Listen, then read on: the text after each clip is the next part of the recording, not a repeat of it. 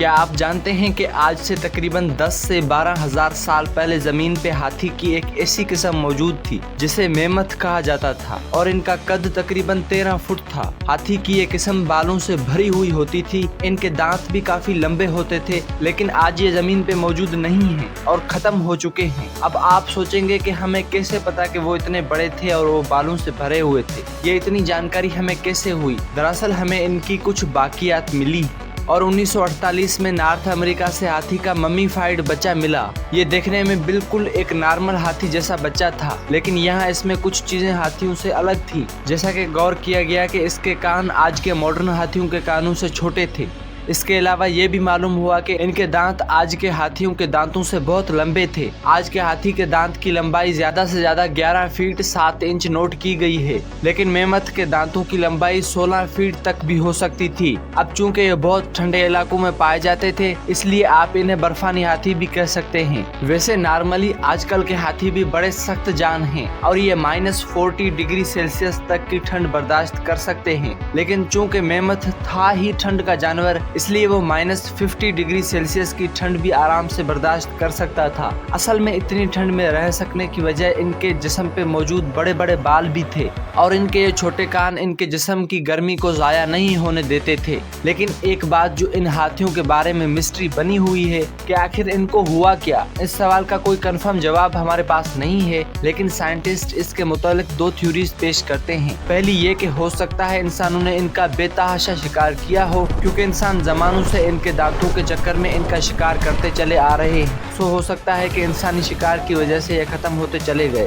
और दूसरा ख्याल ये पेश किया जाता है कि हो सकता है कि क्लाइमेट चेंज की वजह से वो अचानक जमीन पर होने वाली तब्दीलियों को बर्दाश्त नहीं कर सके और एक्सटिंक्ट यानी कि खत्म हो गए, क्योंकि ये सिर्फ ठंडे इलाकों में जिंदा रह सकते थे और अचानक जमीन पर होने वाली गर्माइश ये बर्दाश्त नहीं कर सके। बहरहाल जमीन के हाथियों की ये ताकतवर नस्ल आज मौजूद नहीं है और हम बस इनकी बाकियात ही देख सकते हैं।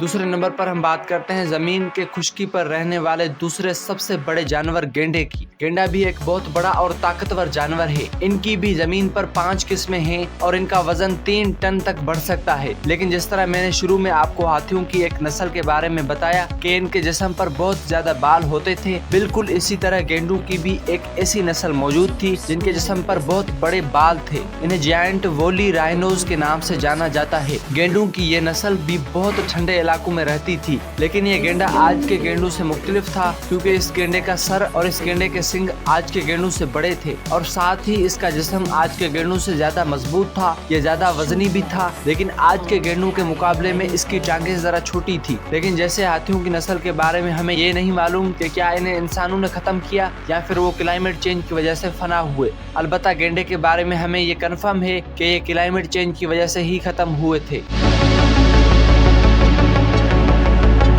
समंदर में वैसे तो बड़ी बड़ी मखलूकात और बड़ी बड़ी मछलियां मौजूद हैं। जैसा कि हम जानते हैं कि ब्लू व्हेल समंदर की सबसे बड़ी मैमल या सबसे बड़ा जानवर है, लेकिन अगर समंदर में व्हेल के बाद कोई और बड़ी मखलूक है तो वो है शार्क। शार्क की वैसे तो तकरीबन 500 से ज्यादा किस्में हैं और इनमें सबसे बड़ी व्हेल शार्क नामी मछली 40 फीट तक लंबी होती है। लेकिन शार्क की नस्लों में से भी एक नस्ल ऐसी है जो खत्म हो चुकी है और अब नहीं है। शार्क की ये नस्ल इतनी बड़ी थी कि आज की शार्क उसके सामने रखी जाए तो वो एक बच्चे की तौर पर दिखाई देगी, क्योंकि उस शार्क की लंबाई 50 से 60 फीट तक हो सकती थी। इसका वजन 100 टन से भी ज्यादा बढ़ता था और शार्क की ये नस्ल इतनी खतरनाक थी कि ये व्हेल के बच्चों का भी शिकार करती थी और अपनी ही शार्क्स की बाकी नस्लों को भी खाती थी। लेकिन आखिर 3.5 मिलियन साल पहले ये भी समंदर से खत्म हो गई। अब ये कंफर्म नहीं है कि ये 3.6 मिलियन साल पहले ही खत्म हुई, क्योंकि बाद साइंटिस्ट का ख्याल है कि ये तकरीबन 1 मिलियन साल पहले ही खत्म हुई है।